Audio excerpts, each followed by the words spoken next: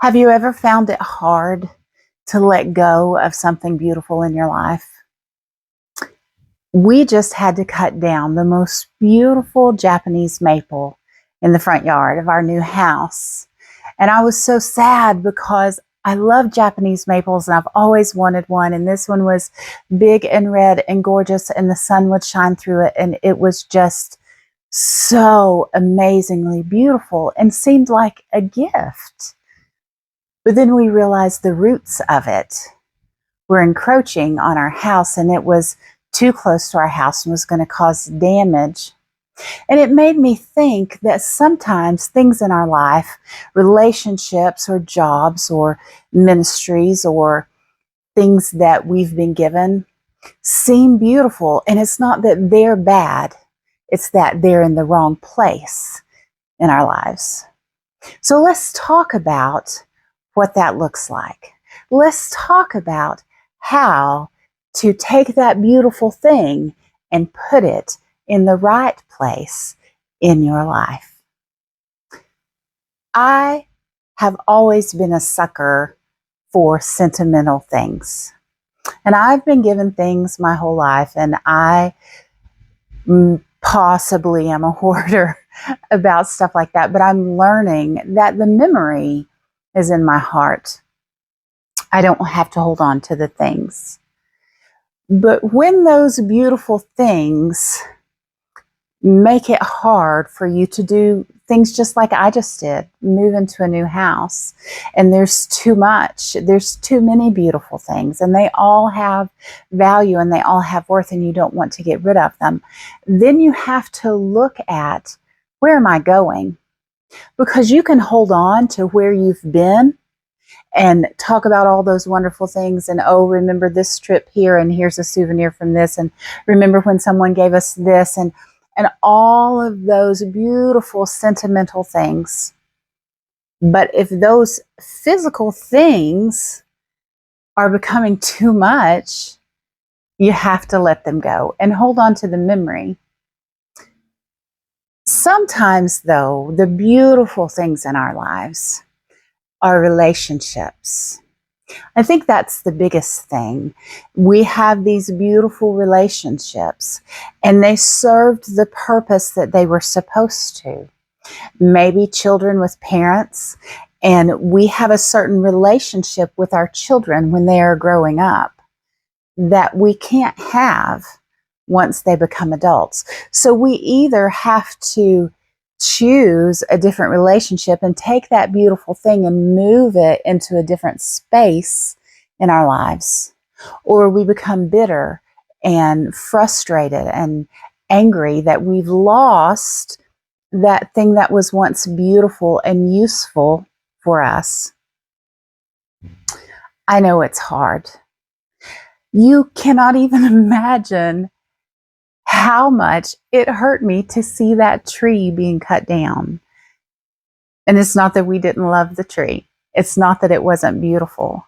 It's that it was in the wrong place in our lives. And we'll probably replant the same type of tree, because we think it's beautiful, but just in a place that it can grow and flourish without harming our foundation in our house.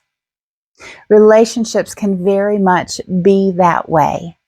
And you need to make sure both people in the relationship can be in a place where they can grow and flourish. Because if one person is growing and flourishing and the other one is feeling encroached upon, like the roots of that relationship are shaking your foundation, or the shade of that relationship is keeping you from getting the sun, then you have to move that relationship to a place where it can be healthy for both of you. Another thing that can be beautiful that we sometimes have to let go of is our career, the job you're working at, or the dream career that you've always had. I recently had to do that because my dream was always to be in the medical field. My dream was always to help people. And I had my own clinic and I was helping people. And every day, people would tell me how thankful they were for me and how much I had changed their lives. And there are people that credit me with saving their lives. There are people that credit me with helping them to have babies when they couldn't. Of course, I know that that healing gift came through me from God, but it looked like a beautiful thing, both to my community and to me, until it wasn't. Until that beautiful thing of me serving people and helping people and loving people and watching people heal became a thing that was shaking the very core of my physical being, my spiritual being, my emotional being. I could no longer be healthy in that space. So I had to take that beautiful, beautiful dream and my sweet little practice that I had, and I had to stop it because it was beautiful, but it needed to be moved to a different place in my life. There was nothing wrong with it. It just needed to be moved to a different place in my life. And maybe one day I will pick that beautiful thing back up. But for now, it had to be moved out of the way. The last thing that I just want to point out that a lot of people have a hard time, that is beautiful and they can't let go of it, is ministry. My husband and I had a ministry for, goodness, 7 years, I guess, from when we started it and it was teeny tiny to when we could have it in a building and really have the money to help people. And we did help people and we changed people's lives, and we were so thankful for that. And it seemed like a beautiful thing, but what it was doing on the flip side for us was not beautiful. And one thing that I know is that when God calls you to ministry, and even if you're not a Christian and you feel like you have a calling on your life to do a certain thing, to minister to the poor or minister to the homeless or minister to single moms or prisoners or whoever it is that you feel like you're supposed to minister to, it is not supposed to destroy you in the process. It is so hard because all of these beautiful things, relationships and careers and ministry and just stuff, just physical stuff, houses and cars and beautiful things like that, they can all get in the way of us being beautiful. They can all become our identity. And when it becomes our identity, when that house you have to have, that relationship you have to have, that job you have to have, that ministry you have to have, or you feel like you're nobody, if that's the thing that has happened in your life, it's no longer beautiful. And you have to move it into a proper place. You know that I tell you all the time, you have to find who you are first. And when you find who you are first, when you find who love has called you to be, then you can reach out and have all those other beautiful things. But let me tell you, letting go of things, whether they're physical things, relationships, jobs, ministries, it's hard and it's painful, and you will go through a time where you feel like you're a bad person for wanting to move that to a different space in your life. You will feel an emptiness because it has filled a hole in you that maybe you didn't even know it was filling. And you may feel a purposelessness, but don't let that convince you that it is wrong. That is part of the process. If you could see my yard right now, you would see not only the place where that Japanese maple got taken down, but where these big towering trees got taken down. And I told my husband, my house looks naked.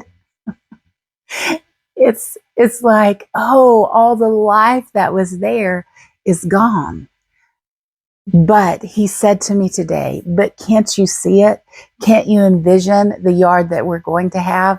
And the truth is, yes, I can. And that's how I got through just being sad about losing that Japanese maple tree and the other trees, because I can see the vision of what we want it to be. But right now, there's stumps that need to come down and ones that have been ground up and big piles of stuff. And the grass that was there has been trampled and muddied. That's what your life's going to look like for a little bit when you start to change. It's going to look messy and it's going to feel empty and weird and awkward. But I promise you, if you will push through the messy, empty, weird, awkward place, if you will just be there and just day by day by day, keep pushing toward that vision of who you are and what you know you want your life to be, you're going to be thankful. I had someone say to me recently, I'm so glad, Steph, that you are willing to do the hard things. And that seemed kind of weird to me. But honestly, that's what I've done my whole life. Not because I'm some superhuman, not because I'm super special, but because I know what is out there.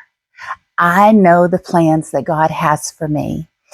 And it's hard for people that were looking at my life that maybe would have wanted the life I had before I shifted.